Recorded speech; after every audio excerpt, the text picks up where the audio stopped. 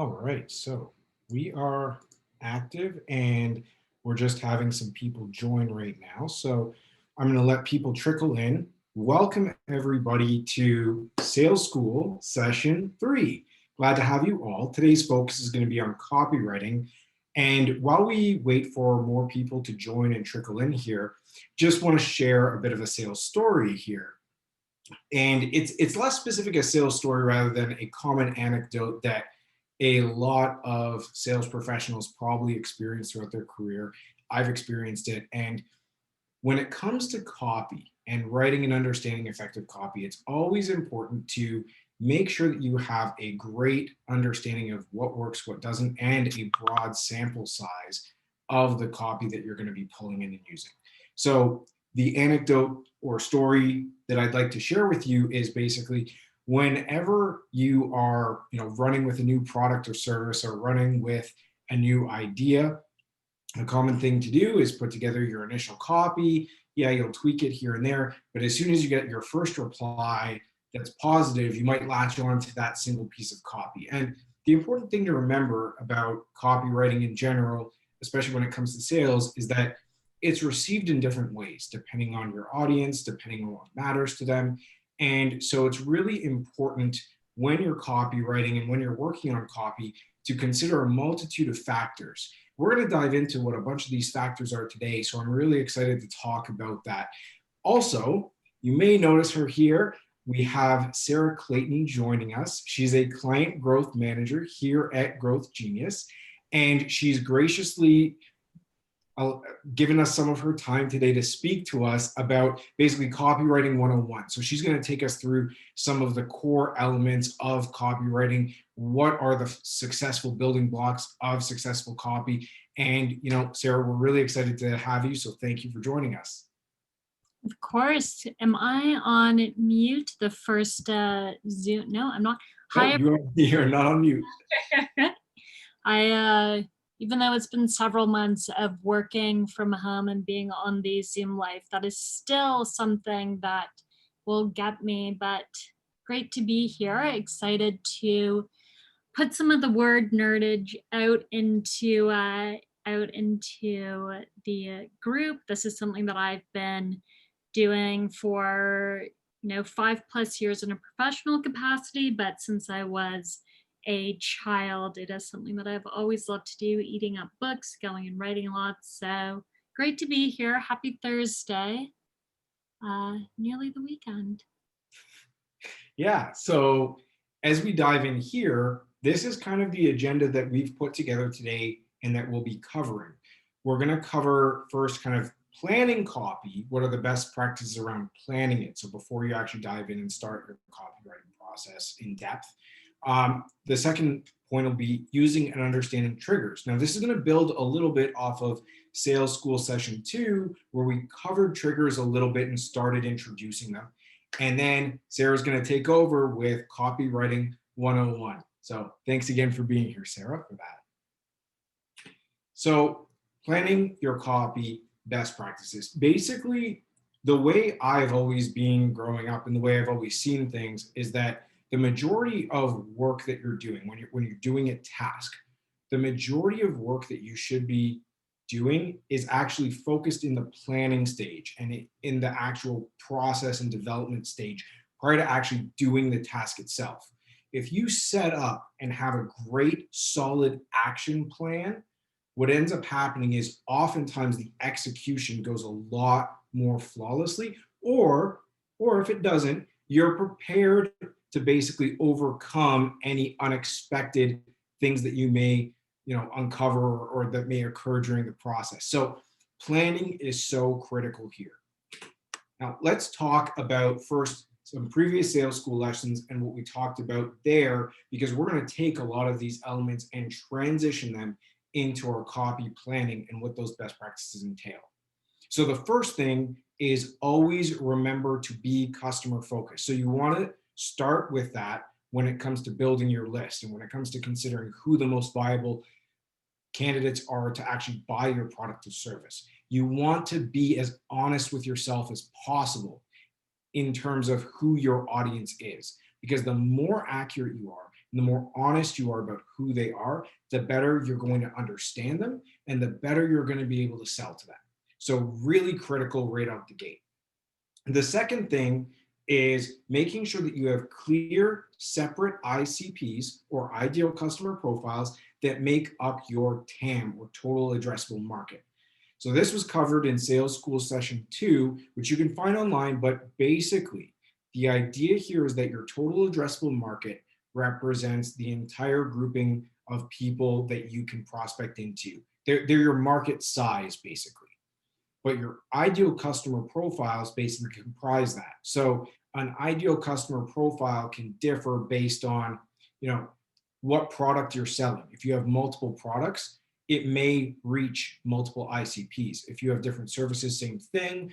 Additionally, what may happen is you may have a product or service that just fits different solutions in various groups or addresses various pain points in those groups, and that may create separate ICPs for you. So just keep these things in mind when you're preparing for your copy.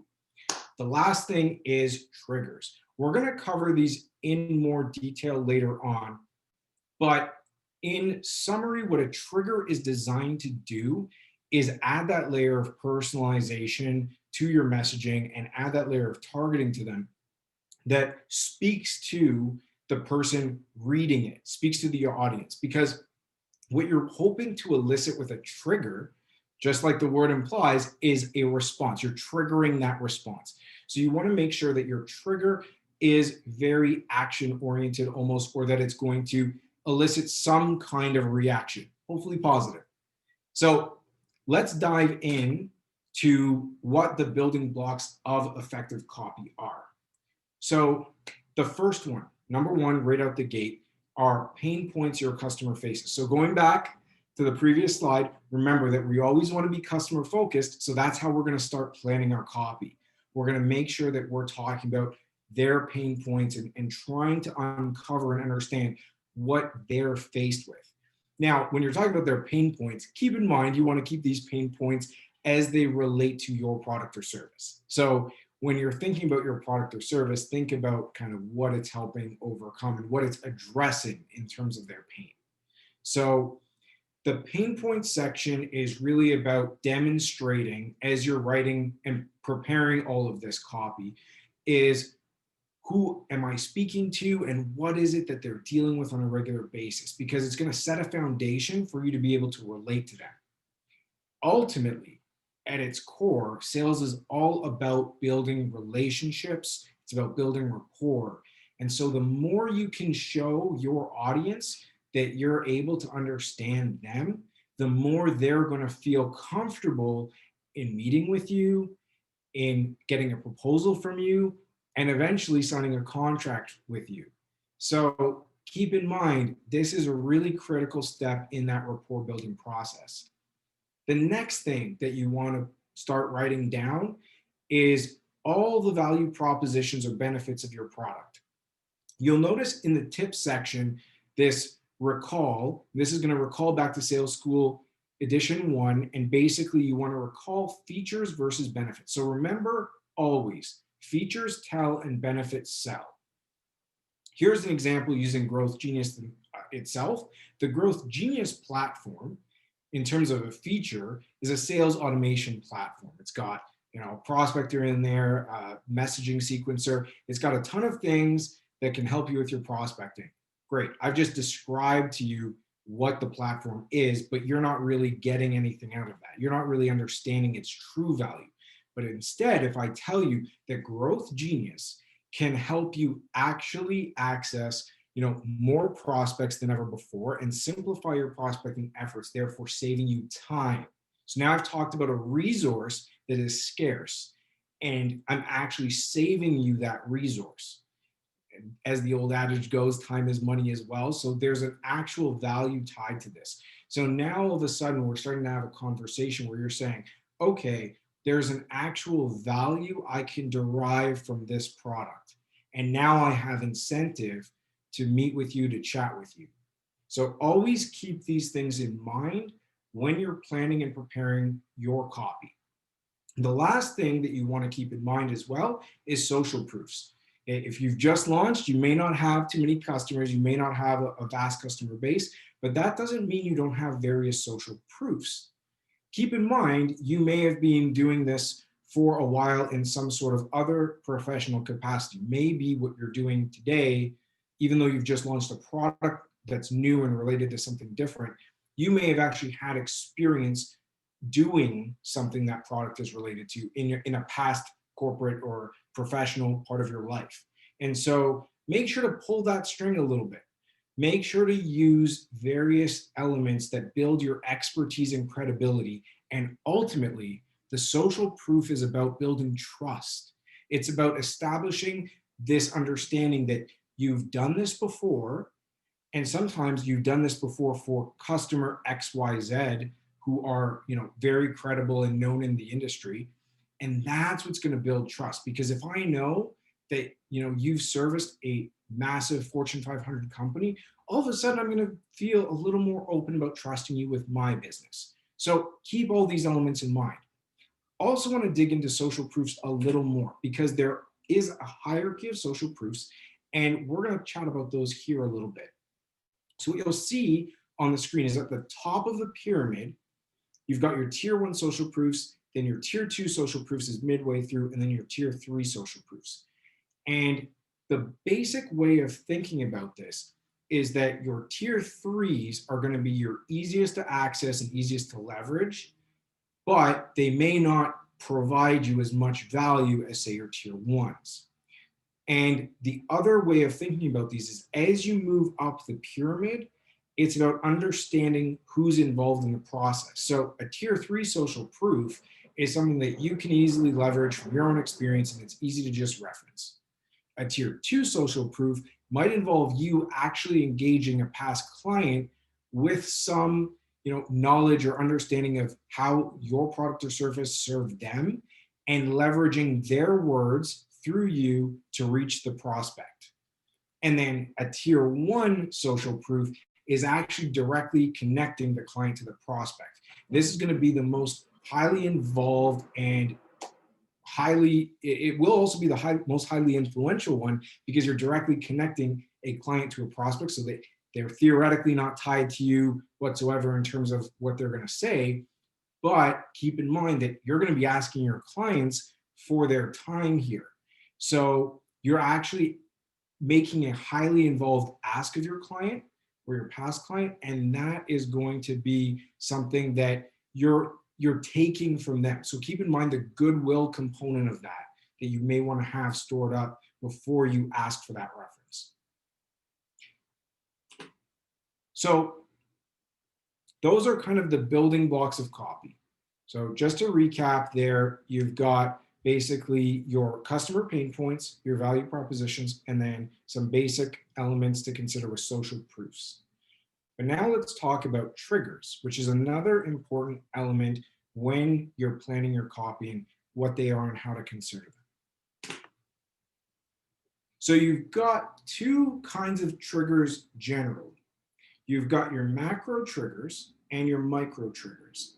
The key difference between them is that a micro trigger will be a little more company specific, might even be individual specific to the individual prospect that you're reaching out to, whereas macro triggers are going to be triggers that affect people on a much more widespread scale. So these can be industry reaching triggers, they can be triggers that span the globe. So we've seen a few examples of this year. You'll see under the macro trigger section, a global event like COVID is an example of a macro trigger, or a national policy change. Maybe there's a change in the tax code if you're an accountant that's going to actually affect how your customer base views taxes and is going to have to report in the coming year. So these are things to consider as example triggers.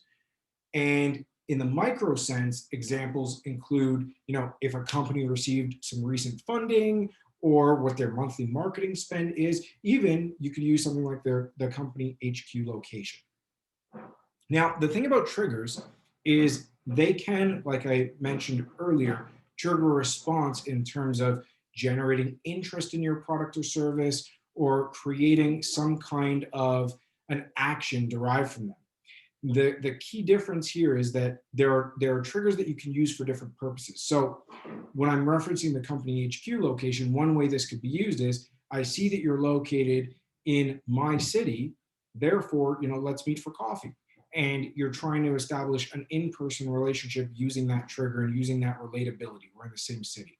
But on the other side, you can use, global events and things like that to trigger a response that's going to be just relatable to their business and understand, like, look, let's meet because such a situation is happening and it's affecting your business this way. So, and we can help tackle that with this solution. So you're kind of threading everything together here. So the last point here is what triggers are basically designed to do, again, is trigger that response, but also establish that trust and understanding that you actually know what's going on and what's affecting your customer or your potential customer. Because what they want to see when they read cold outbound is that you've done some research, that you've put in some effort. It's very important. So just to recall here from our past sales school session, we had these example ICP triggers set up in our case of the influencer marketing agency and the Canadian tax software. So when you're looking at these example triggers, just think about how these could be used. An example with the influencer marketing agency and how you'd start to plan this in your copy and plan your copy around this is that when you're speaking to a macro trigger, you can largely make sure that that's included in the body text of your copy. Now, when we shift to the Canadian tax software example, what we were looking at there was we had a tax client or tax software solution in Toronto that was providing their services. Now, that being said, if you were a client in Toronto, they'd be willing to meet with you in person. But if you were a client all over Canada, they'd be willing to meet with you, but they'd be willing to meet with you over Zoom. So what you'd consider with this trigger is how to include it as a variable. And a refresher there is what you would do there is pull your contact list from a platform like Growth Genius and actually incorporate that trigger into your line items or your contact list with kind of an if parameter set up there. So just things to consider around micro triggers, macro triggers, the ways to use them, and the importance of them. But all important elements when it comes to planning your copy. So that's triggers in a nutshell and how they work. What I'm going to do now is shift this conversation over to Sarah and let her take over with respect to Copywriting 101. All right. Thank you, Aaron. And hello, everyone, again. And yes, I'm going to be running you through some copywriting best practices, how I go about approaching writing new sequences, how I address the dreaded writer's block, and how to go and make sure that you're really understanding what is the most important information to get out onto the page. So the first thing, do I have sorry, Aaron, am I on Control to go and move it? No, or is that still? All right, I'll move it for you. Okay, perfect. Thank you. Yeah, so first thing you always want to do is plan your sequence. What does that actually go and mean to go and do? So I go and I'll take 4 steps every time I'm going, and I'm starting with a new sequence. And the very first thing that I want to go and do is prioritize the value props and the pain points. So sit there and ask yourself, and this might change as you're going after different ICPs, if you're going after different titles, if you're going after different industries, but really go and think about what is the most important value prop that your solution will go and bring, what is the most important pain that you're looking to go and solve. And you want to make sure that you've prioritized those to think, what are your strongest ones? What are the ones that come up most commonly when you're speaking to different individuals? What is the reason that led them to going and seeking out your business, going and having the discussion, agreeing to it? That information is what you want to go and start with as your core hook that you're leading the sequence with.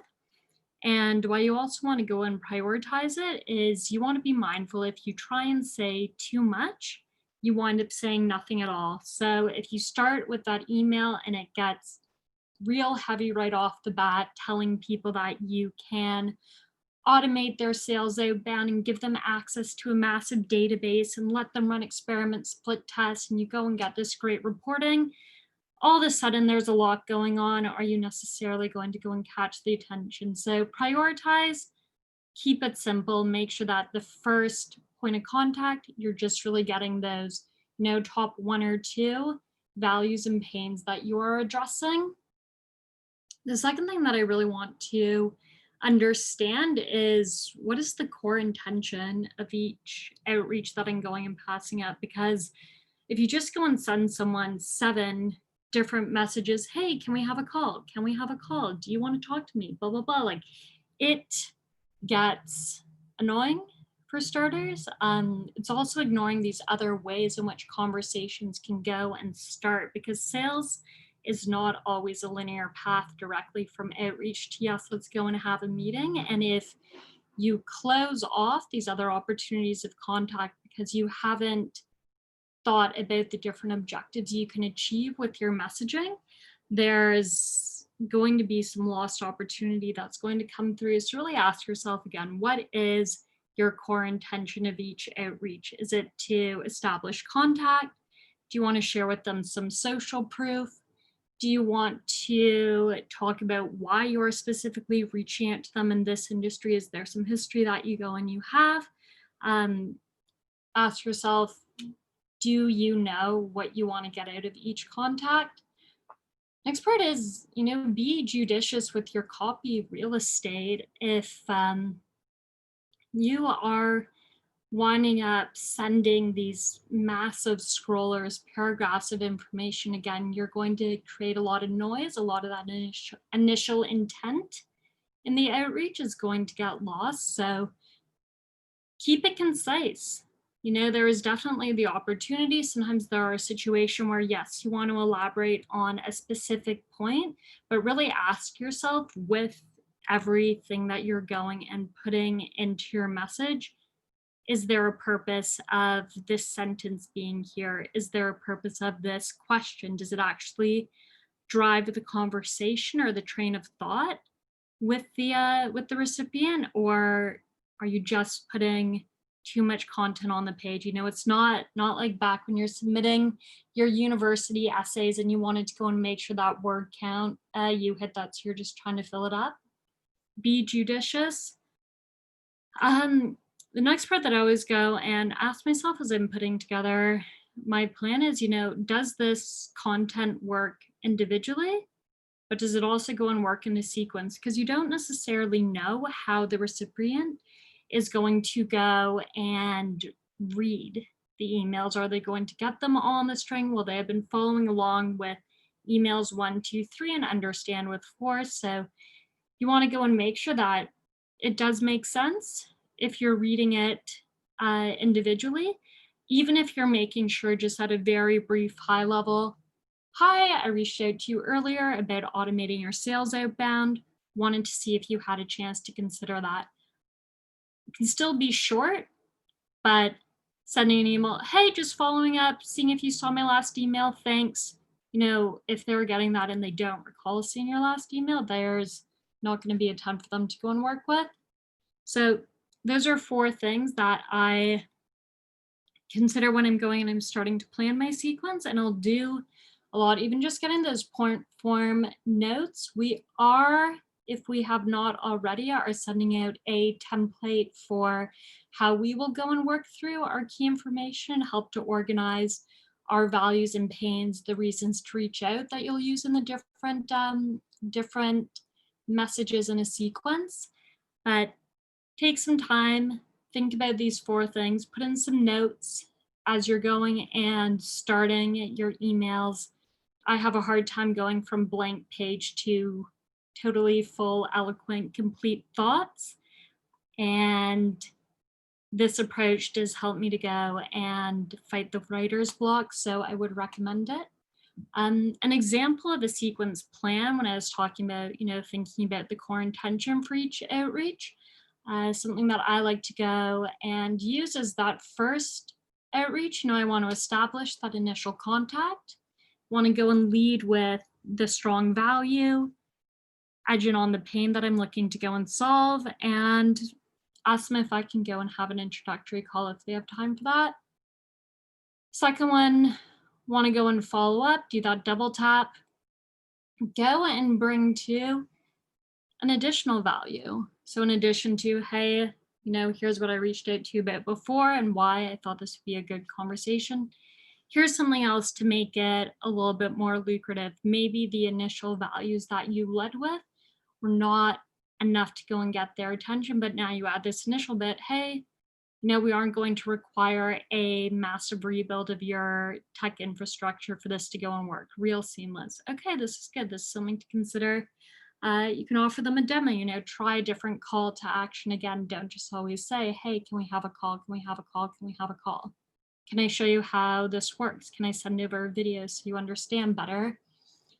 The third outreach, consider some social proof. Who have you worked with before? What have you done?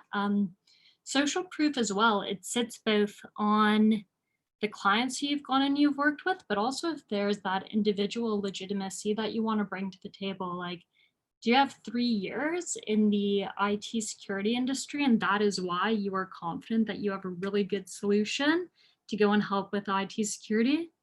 Yeah, you want to go and pump that. Have you been on a leadership team for several companies that have gone and scaled up and gone funding and gone public? Yeah, go and flex that. The social proof, it can work in a couple different areas.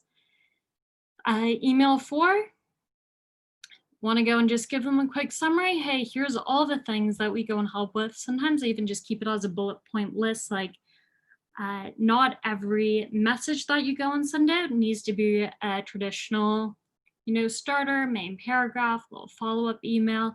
Play around with the format, and a summary is just really concise. Hey, here's what we offer. This is great.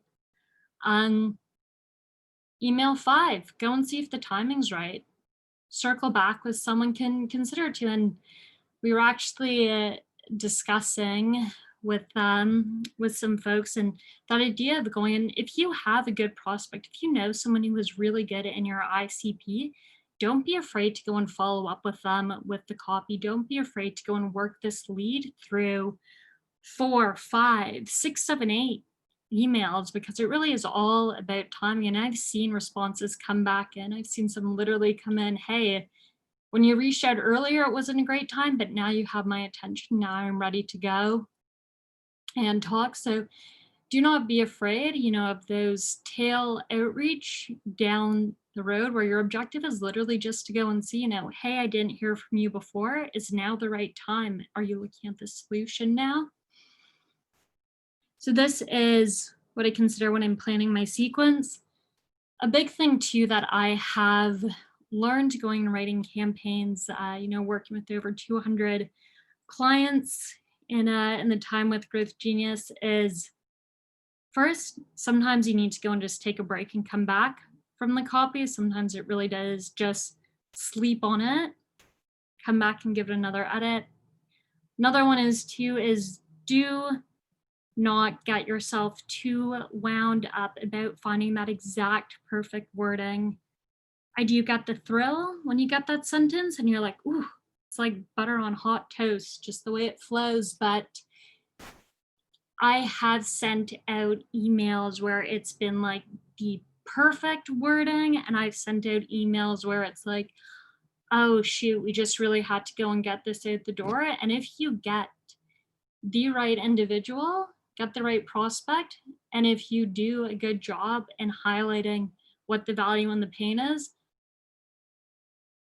getting to invest it in the nitty gritty and whether it's going to be this slight turn of phrase or this slight turn of phrase, those are not going to be the things that are really, really going to move the dial. So don't get stressed out if you can't get it just perfectly so.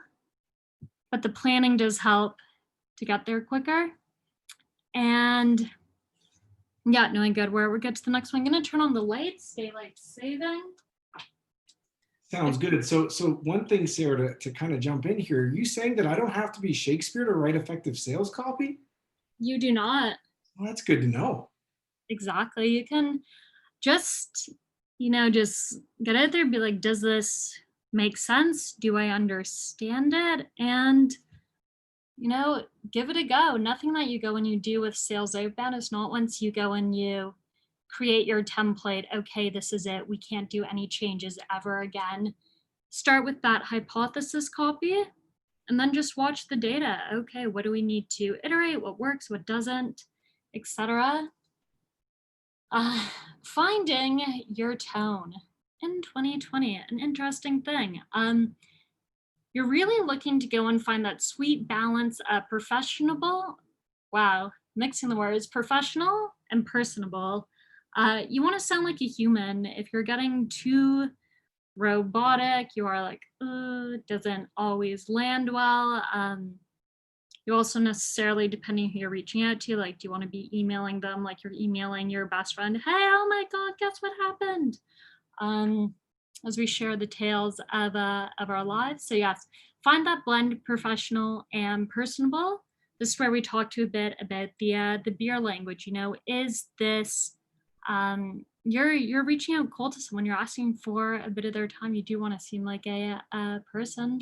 And this ties to when you're looking though at the context as well for the tone. So one thing too specifically with that, when you're looking on the professional and the personable spectrum, you obviously are considering who you are reaching out to.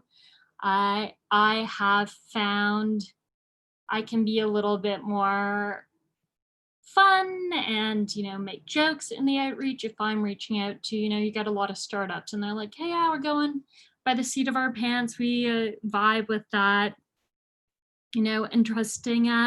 interesting jargon. If I'm reaching out to folks who are more professional in the legal industry, I do want to make sure that I am establishing legitimacy, that I'm not just going to be some Yahoo coming into their company that is going to open them up to liability. So consider too the ICP when you're reaching out to.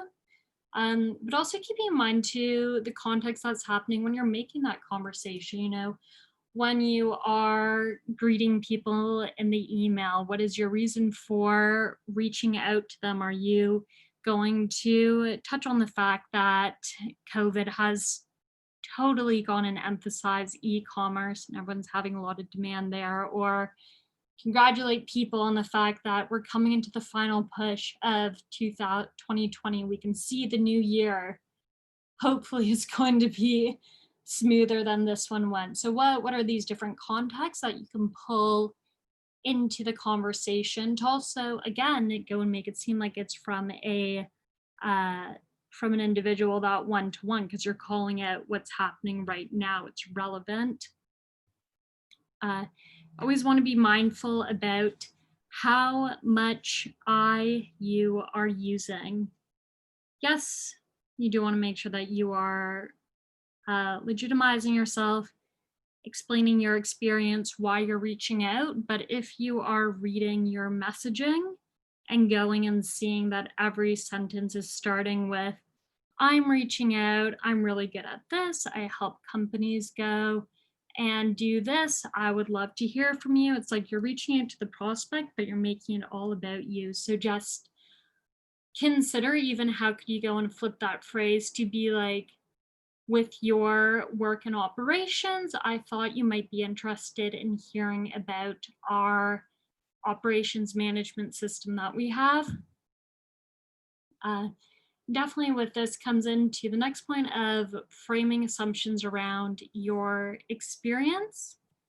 So a big thing that I do, again, instead of saying, I make operations run so much smoother for teams, I make sure you're not going to have customers calling upset, asking where their package is. Use your experience. We've worked with several other e-commerce companies to go and make sure that they have insight on their end-to-end operations e-commerce system. So they're always knowing about the issues that are coming up. You're making it about your experience. This is why you think your solution will be relevant to the prospect. This ties in as well to Aaron was talking about the personalizations. You're saying why your solution is specifically relevant to their industry. Have you worked with these other clients before? That is a good way to go and take the I and make it about them, make it about the experience in their industry. Next big thing is you want to make the content easy to engage with. It's been an interesting thing because I'll actually see this coming in from replies, but consider if you're always asking someone again, talking about asking for a call. People don't always have time to go and take a call from someone who they've never met. They may not know exactly what they're fully getting into with that call. So give them the option, can you send them an email with more information? Is there someone else who you would be better suited speaking to?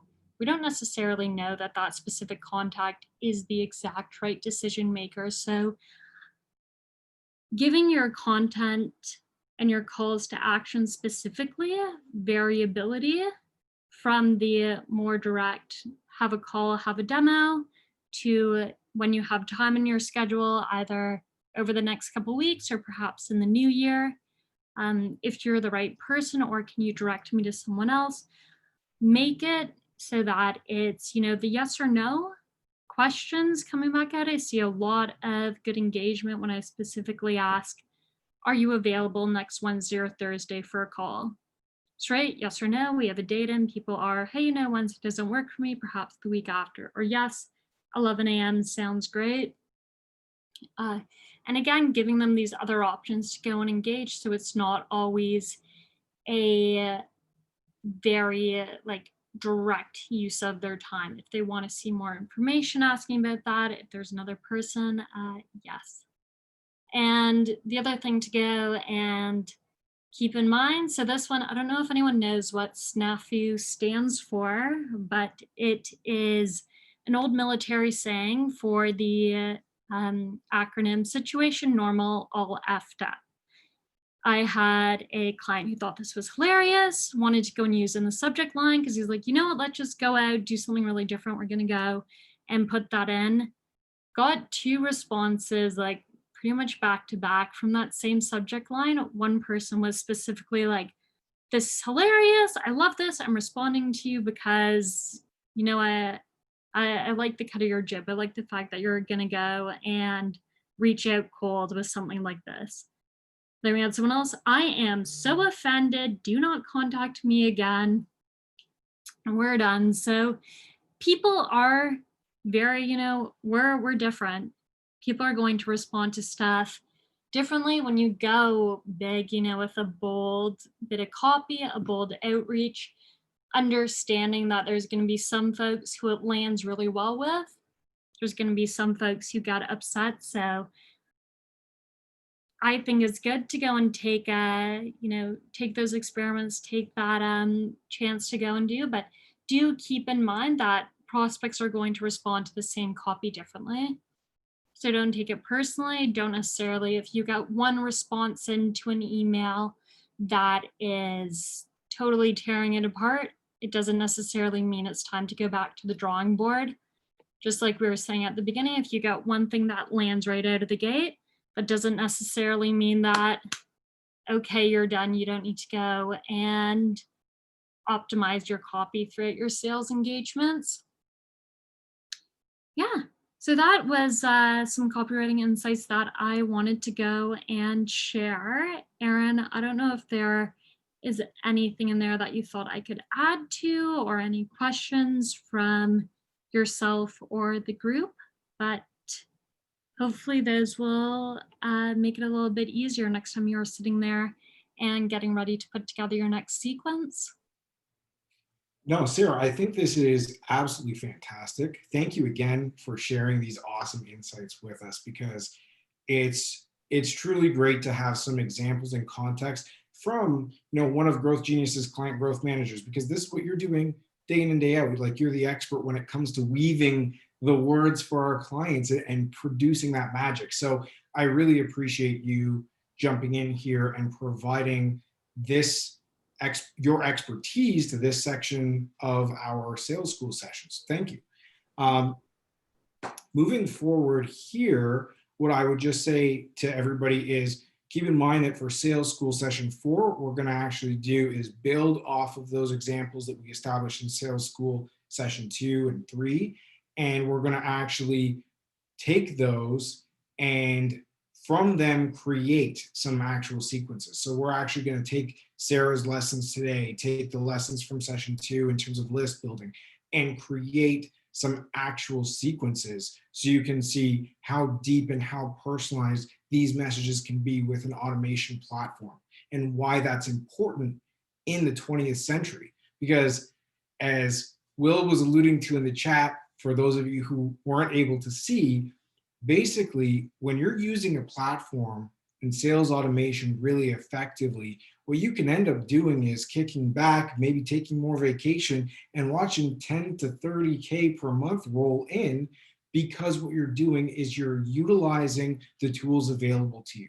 It's never an excuse, especially in sales, to leave a tool unused. It's really important to use every tool at your disposal. So want to keep that in mind. Now, speaking of the next session, tune in. It's going to be Thursday, December 10th at 4:30 Eastern, 1:30 Pacific. And you can sign up for Growth Genius today at the link here. I will be sending you all this deck as well as a recording of this session. And finally, I just want to say that if you ever need our copywriting expertise or to connect with our team, please feel free to drop us a line, schedule some time with us. We'd be more than happy to set you up with one of our client growth managers, and you can lean on their expertise if copywriting is something you struggle with, because you are not alone. So thank you, everybody, for joining. Thank you, Sarah, for your time, and we will see you all in December.